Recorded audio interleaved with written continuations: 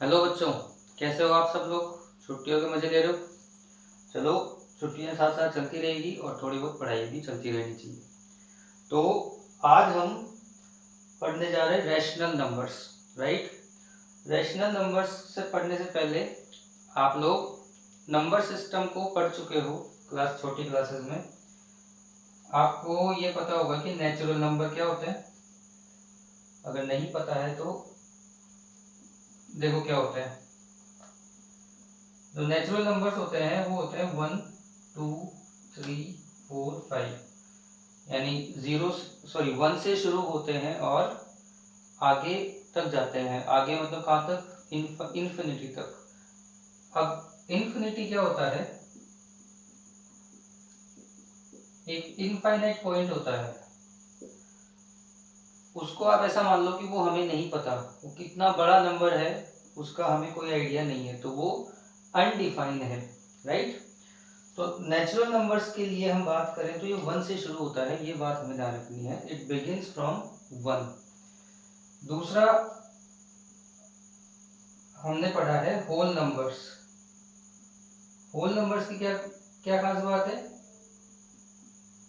Whole numbers begins from 0 and then they goes to infinity. चलिए, whole numbers हो गए। उसके बाद में आते हैं इंटीजर्स। इंटीजर्स में आपने दो तरह के इंटीजर्स पढ़े हैं, एक तो पॉजिटिव इंटीजर और दूसरे नेगेटिव इंटीजर। आपने 7th क्लास में इन इंटीजर्स को नंबर लाइन पे भी रिप्रेजेंट किया था। बीच में तो होता है देखो 0, एक नंबर लाइन है। नंबर लाइन के आप राइट साइड में जब लिखते हो नंबर तो पॉजिटिव नंबर लिखते हो, और लेफ्ट साइड में जब आप नंबर लिखते हो तो आप नेगेटिव नंबर्स को लिखते हो। तो ये क्या है, पॉजिटिव इंटीजर्स, और ये क्या है, नेगेटिव इंटीजर्स। ठीक है, इंटीजर्स हो गए। उसके बाद में डेसिमल वाली वैल्यूज होती है। फ्रैक्शन, फ्रैक्शन को देखते हैं। फ्रैक्शन इंपॉर्टेंट है, जो हमारे इस चैप्टर में भी काम आएंगे। देखो फ्रैक्शन क्या होता है।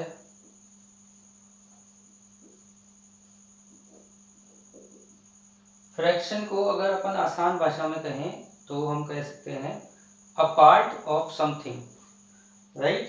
सपोज करो कि हमारे पास ये कोई ऑब्जेक्ट है, राउंड ऑब्जेक्ट है, ठीक है। राउंड ऑब्जेक्ट कुछ भी हो सकता है, ये एक पिज्जा हो सकता है या फिर हो सकता है एक वाटरमेलन हो सकता है। तो जब इसको हम हाफ करते हैं तो ये फ्रैक्शन को हम कितना लिखते हैं। इस जब इसने हाफ, अपन ने इसको हाफ किया तो आप देखो कि हमने एक होल पार्ट का 2 पार्ट बना दिए। तो 1 पार्ट आउट ऑफ 2, ये क्या है, 1 पार्ट आउट ऑफ 2 पार्ट। तो हमने हाफ ऑफ पार्ट को अलग कर दिया, इसको हम बोलते हैं फ्रैक्शन। ठीक है, और भी आपने इस डायग्राम देखे होंगे, इसको हम इस तरह से पार्ट में कर सकते हैं, ठीक है। और इसको अगर फ्रैक्शन की फॉर्म में लिखेंगे तो आपने 3 पार्ट ऑफ 4 पार्ट, यानी ये फ्रैक्शन क्या हो गया, 3/4 आपने बनाया। ठीक है, अगर इसको भी मैं अगर पेंट कर दूं तो ये हो जाएगा 4/4, यानी you took as a whole part. आपने सभी पार्ट ले लिए, मतलब आपने एक जो वैल्यू थी वो सारी आपने एक्वायर कर ली। ठीक है, तो ये फ्रैक्शन आपको पता होंगे, आपने अभी शायद 7th या आपकी छोटी क्लासेस में आप पढ़ चुके हो। यहाँ से थोड़ा सा ही आगे है जो अपना 8th क्लास का टॉपिक है, वो है रैशनल नंबर्स। पहला चैप्टर है ये। तो रैशनल नंबर्स की जो डेफिनेशन है वो ध्यान से पढ़ो। रैशनल नंबर्स, देखो रैशनल नंबर्स में अभी मैंने दो चीजें बताई आपको, एक तो इंटीजर बताया और एक फ्रैक्शन बताया। तो रैशनल नंबर फ्रैक्शन भी हो सकता है और इंटीजर भी हो सकता है। तो जब इंटीजर और फ्रैक्शन दोनों ही हो सकते हैं तो जो बेसिक डिफरेंस है वो क्या हुआ, तो उसके बारे में बात करते हैं। If any number can be represented in form of p by q where q is not equals to 0, then it is called rational number, right? If any number can be represented in form of p by q, p by q की form क्या होती है ये देखो। अभी आपने एक fraction देखा था, उसमें आपने 1/2 पार्ट बनाया था, आपने फिर 3/4 पार्ट बनाया था, इसके बाद कोई फ्रैक्शन हो सकता है, उसके 7/4 पार्ट हो सकते हैं, ठीक है, ये भी एक फ्रैक्शन है, ठीक है, 4/5 कुछ हो सकता है, राइट, 4 कुछ वैल्यू हो सकती है, 2 कुछ वैल्यू हो सकती है, और सपोज करो 1 भी हो सकती है, या फिर 99 हो सकती है। ऐसी बहुत सारी वैल्यूज को हम लिख सकते हैं। तो आप बताओ p by q, यहाँ पर इसको तो हम क्या बोलते हैं, न्यूमरेटर, क्या बोलेंगे, न्यूमरेटर, एंड इसको हम बोलेंगे डिनोमिनेटर, राइट। तो न्यूमरेटर अपॉन डिनोमिनेटर की फॉर्म में ये सभी नंबर है क्या, तो आप देखोगे कि ये नंबर के अपॉन में कुछ नहीं है, ठीक है, तो ये तो मैं बोल सकता हूँ कि ये रैशनल नंबर है, लेकिन क्या ये भी रैशनल नंबर है, तो आंसर है these are also rational numbers, क्योंकि आप किसी भी वैल्यू को 1 से मल्टीप्लाई या फिर 1 से जब डिवाइड करते हो तो उस वैल्यू में कोई फर्क नहीं आता, ठीक है। यानी दूसरी बात, एक तो ये होगी कि आप 1 से मल्टीप्लाई कर सकते हो, 1 से डिवाइड कर सकते हो, तो वैल्यू सेम रहेगी, जैसे 4/1 करेंगे आप तो 4 ही रहेगा, 4 into 1 करो तो भी 4 ही रहेगा। तो ये 1 से डिवीजन और 1 से मल्टीप्लाई, इसको हम ब्रीफली इसी चैप्टर में आगे पढ़ेंगे। फिलहाल देखो क्या है, डेफिनेशन पे वापस आ जाओ, क्या थी, where q is not equals to 0, यानी अगर किसी वैल्यू में q की वैल्यू अगर 0 नहीं है तो वो सभी के सभी रैशनल नंबर हो सकते हैं, ठीक है। तो एक तो क्या हुआ, एक तो जो कंडीशन है वो ये है कि q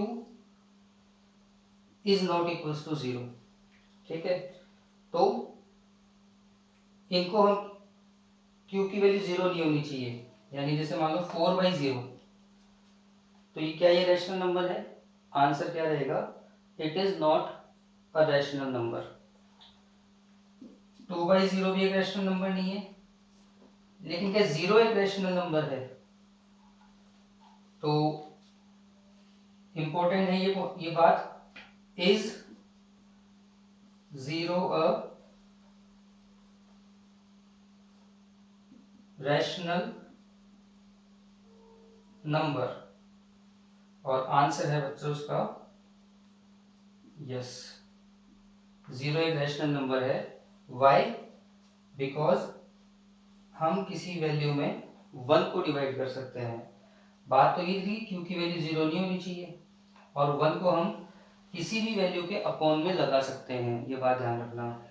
तो अगर 1 को आप किसी भी वैल्यू के अपॉन में लगा सकते हो तो 0 के अपॉन में भी लगा सकते हो, तो राइट, तो ये क्या बन गया आपका, एक रैशनल नंबर है, इसमें आपको कोई कंफ्यूजन नहीं होना चाहिए, 0 इज अ रैशनल नंबर। ये बहुत पूछ लेते हैं, कई आपके घर में कुछ गेस्ट आ जाए, उनमें से मान लो कुछ पढ़ा लिखा हो, वो पूछ सकता है कि 0/1 के बारे में बताओ, तो ये बात आपको ध्यान में रखने की है।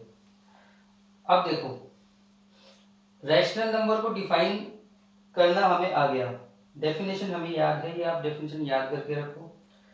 किस किस तरह के रैशनल नंबर हो सकते हैं, तो सभी नंबर रैशनल नंबर हो सकते हैं अपार्ट फ्रॉम कि q की वैल्यू 0 नहीं होनी चाहिए, राइट। क्यों जीरो नहीं होना चाहिए और सब कुछ हो सकता है, तो उनको हम क्या बोल सकते हैं, रैशनल नंबर बोल सकते हैं। चलिए अब देखो बात करते हैं हम रिप्रेजेंटेशन ऑन नंबर लाइन।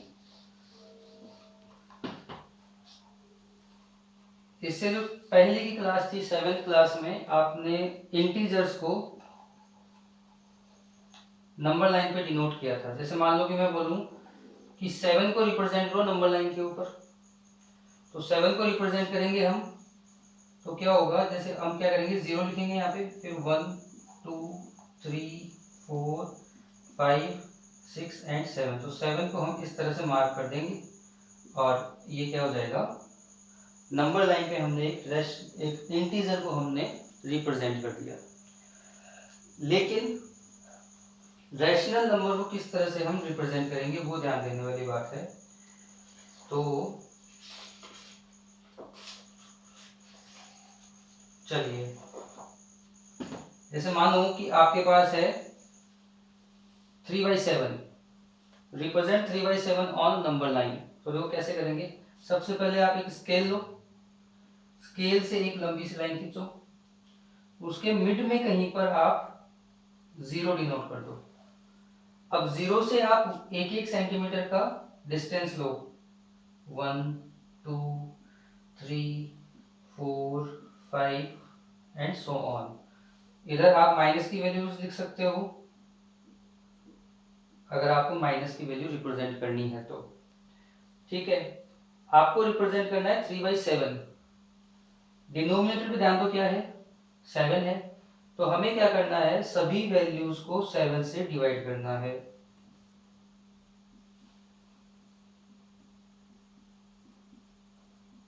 अब देखो 3/7 आपको कहाँ मिल रहा है, ये आपका 3/7 है, इसको आप इस तरह से मार्क कर सकते हो या फिर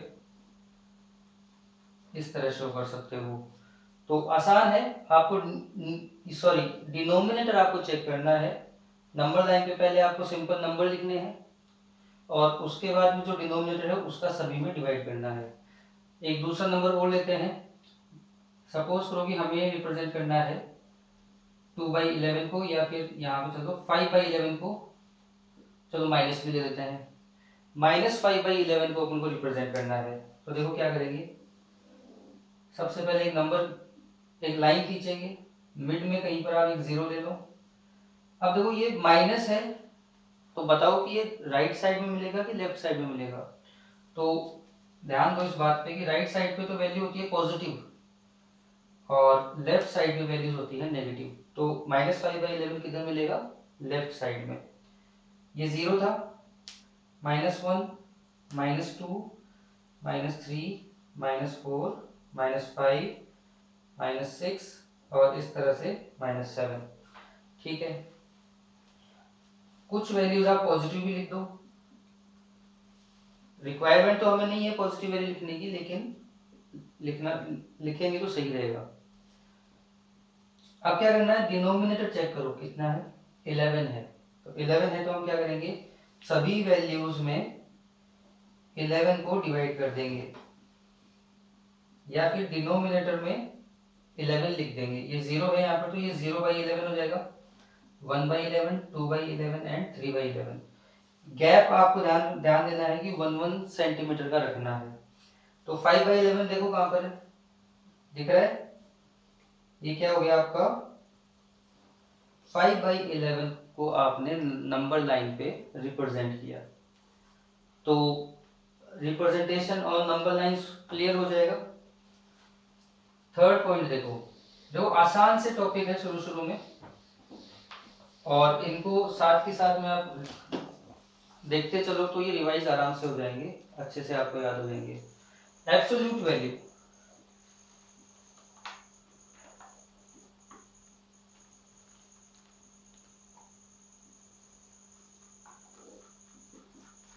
ठीक है, एब्सोल्यूट वैल्यू के लिए देखो एक एग्जांपल लेके देखते हैं कि ये एक रिवर है। ठीक है, यहां पर एक कोई सॉलिड सरफेस है रिवर के ऊपर, मान लो ब्रिज है या कुछ भी मान लो कि जो रिवर के वाटर से वाटर लेवल के इक्वल है, ठीक है। अब यहां से कोई वैल्यू, एक चीज यहां पर कुछ आप कोई पॉइंट देख रहे हो, स्काई में कोई पॉइंट देख रहे हो, दूसरी बार आप क्या करते हो, यहां से वाटर के अंदर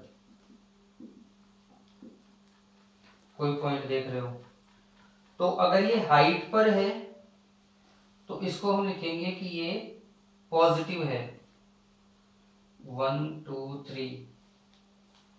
अगर डेप्थ में है, गहराई में है, तो इसको हम लिखेंगे -1 -2 -3 -4। ऐसा ही काम आपने कहाँ किया था, ग्राफ के अंदर आप ये काम करते हैं। ग्राफ के ऊपर क्या होता है, इस तरह जो y एक्सिस है उसके ऊपर की साइड आप पॉजिटिव वैल्यू लिखते हो और नीचे की साइड नेगेटिव वैल्यू लिखते हो। यानी ये साइड तो आपको हाइट बताने के काम आती है और ये जो है वो डेप्थ बताने के काम आती है। तो अब आप ये बताओ कि मान लो कोई कुआं है, राइट, या फिर कोई पिट है, कोई खड्डा है, कोई आपसे पूछे या आपको ये पता हो कि उस खड्डे की डेप्थ कितनी है, गहराई कितनी है, तो आप बोलोगे कि ये 5 मीटर गहरा है। आप ये बहुत कम बोलोगे कि ये -5 मीटर गहरा है, ठीक है, इसकी डेप्थ है वो -5 मीटर है। -5 यूज नहीं करते हो आप जनरल लैंग्वेज में, तो आप बोलते हो कि 5 मीटर गहरा है। तो 5 क्या है, 5 एक एब्सोल्यूट वैल्यू है, ठीक है। एब्सोल्यूट वैल्यू मतलब आपको ये बताना है कि ये 5 मीटर गहरा है, तो वो अपने आप समझ जाएगा कि जमीन के अंदर है, तो ये खड्डा है। कोई बोलोगे कि टावर की क्या हाइट है, तो आप बोलोगे कि ये 100 मीटर है, हाइट है इसकी, तो 100 मीटर से आप पॉजिटिव लगा के तो नहीं बोलोगे, ऐसा थोड़ा नहीं बोलोगे कि आप ये पॉजिटिव 100 मीटर है, नहीं बोलते ना। तो हम क्या यूज करते हैं अपनी डेली लाइफ में, एब्सोल्यूट वैल्यूज को लिखते हैं, ठीक है। अब एब्सोल्यूट वैल्यू को हम रिप्रेजेंट कैसे करते हैं, जैसे मान लो -2, तो इसकी अगर एब्सोल्यूट वैल्यू लिखूं मैं, एब्सोल्यूट वैल्यू ऑफ -2, तो इसके लिए हम क्या करेंगे, इसके दोनों तरफ दो, जिनको अपन बोलते हैं, जो आप जनरल लैंग्वेज में क्या समझ में आ रही है, दो डंडे हैं इसके दोनों तरफ या दो बाउंड्री है इसके दोनों तरफ, ठीक है। लेकिन इसको बोलते हैं मोड ऑफ -2। ये जो -2 के दोनों तरफ जो बाउंड्री है इसको मैथ में बोलते हैं मोड या मॉडुलस, ठीक है। फुल नेम इसका हो जाएगा मॉडुलस। जब आपने किसी वैल्यू में मॉडुलस लगा लिया तो इसका मतलब है कि हमें इसकी एब्सोल्यूट वैल्यू लिखनी है। एब्सोल्यूट वैल्यू लिखने का मतलब है कि चाहे ये माइनस की हो चाहे ये प्लस की हो, हमें इसके बाहर क्या लिखना है, 2, ठीक है। तो एब्सोल्यूट वैल्यू ऑफ -2 क्या होगी, मोड -2 हो जाएगी, और जब मोड को हटाएंगे तो वैल्यू क्या हो जाएगी, पॉजिटिव हो जाएगी। पॉजिटिव वैल्यू का मोड पॉजिटिव होता है और नेगेटिव वैल्यू का मोड भी पॉजिटिव होता है, ठीक है। ऐसे ही रैशनल नंबर है -5/11, तो इसकी पॉजिटिव वैल्यू हो जाएगी 5/11। तो -5 एब्सोल्यूट वैल्यू कितनी है, 5/11।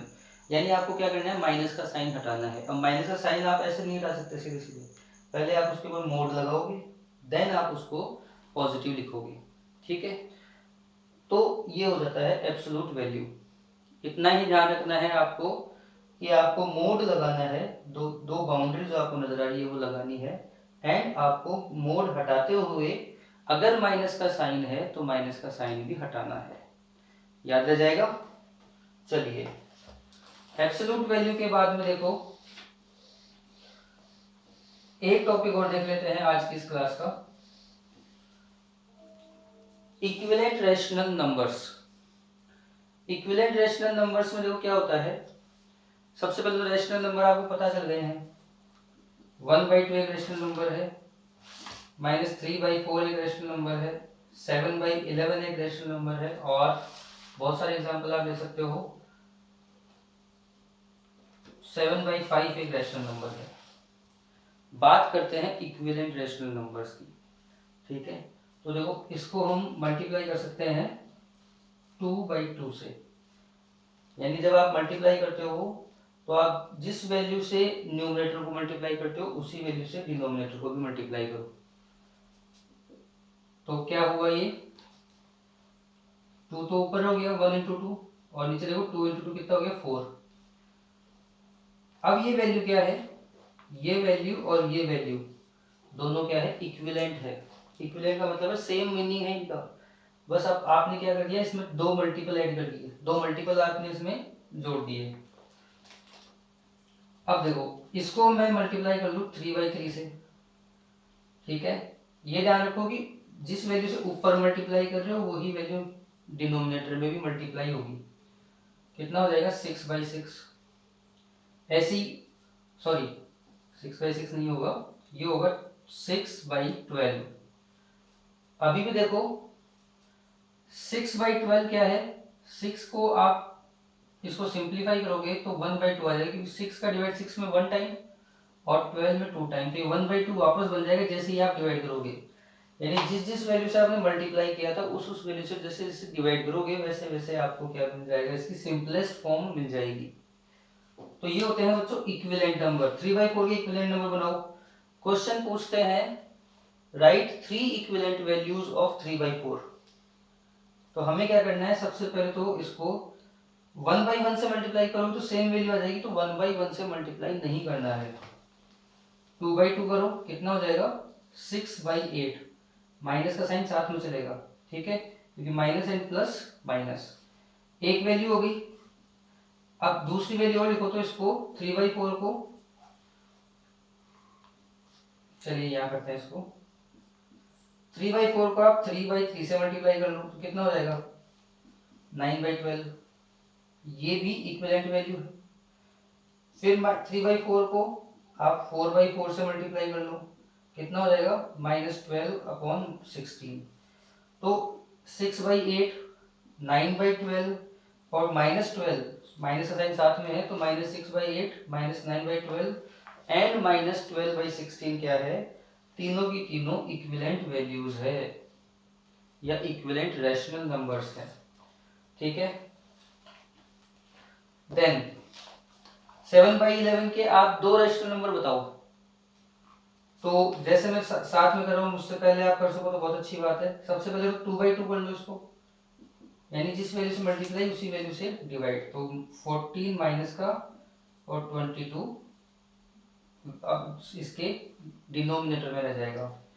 दूसरा इसका आप इक्विवेलेंट वैल्यू लिखना चाहते हो तो 3/3 लिख दो, तो ये जाएगा -21/33। आसान है। ऐसे ही 7/5 के आप जितने चाहो उतने रैशनल नंबर लिख सकते हो। आपको 4 लिखने हैं तो 2/2 कर दो, बाद में आप 3/3 कर दो, 4/4 कर दो एंड 5/5। आप इसको इनको सॉल्व करते जाओ, मल्टीप्लाई करके वैल्यू लिखते जाओ, तो सभी की सभी क्या आ जाएगी, इक्विवेलेंट रैशनल नंबर्स हो जाएंगे। चलिए अब देखो इसी से जुड़ा हुआ पॉइंट है स्टैंडर्ड फॉर्म, इसको और देखते हैं आज की क्लास में। देन आपके लिए एक छोटा सा होमवर्क रहेगा, वो होमवर्क आप अपने स्कूल के व्हाट्सएप ग्रुप में आप सबमिट करोगे, राइट। चलिए बात आती है स्टैंडर्ड फॉर्म। तो जस्ट पहले हमने पढ़ा था इक्विवेलेंट फॉर्म। इक्विवेलेंट फॉर्म में हम क्या कर रहे थे, एक वैल्यू को बड़ा कर रहे थे मल्टीप्लाई करते करते। इस बार क्या करेंगे, एक वैल्यू को डिवाइड करते करते छोटा करेंगे। जैसे मान लो कि हमारे पास वैल्यू है 6, या यहाँ पे लिख देते हैं अपन 18/24, ठीक है। आपको ये देखो कि ये किस वैल्यू से डिवाइड हो रही है, ठीक है। तो दोनों की दोनों इवन वैल्यू है, तो मेरे ख्याल से 2 से डिवाइड हो जाएगी। तो आप क्या करो, 18/2 करो और 24/2 करो। ये ध्यान रखो कि अगर न्यूमरेटर जिस वैल्यू से डिवाइड हो रहा है डिनोमिनेटर भी उसी वैल्यू से ही डिवाइड होना चाहिए। ये नहीं कि आप यहाँ से यहाँ तो 2 कर दिया, यहाँ 3 कर दिया, तो आंसर नहीं आएगा कभी भी। तो आप डिवाइड करोगे, ऊपर तो मिलेगा 9 और नीचे क्या मिलेगा आपको 12। अब बताओ अभी भी ये किसी सेम वैल्यू से डिवाइड हो रहे हैं क्या? तो आपको दिखेगा कि ये 3 से डिवाइड हो सकते हैं अभी भी। ठीक है, 3 से डिवाइड होंगे तो क्या होगा, ये 3 आ जाएगा और ये 4 आ जाएगा। अब आप देखो 3/4, इसमें फिर आगे किसी और वैल्यू का डिवाइड नहीं जा सकता। तो ये क्या है, इसकी स्टैंडर्ड फॉर्म है, इसकी 18/24 की। स्टैंडर्ड फॉर्म के अंदर आप दूसरा एग्जांपल भी देख सकते हो।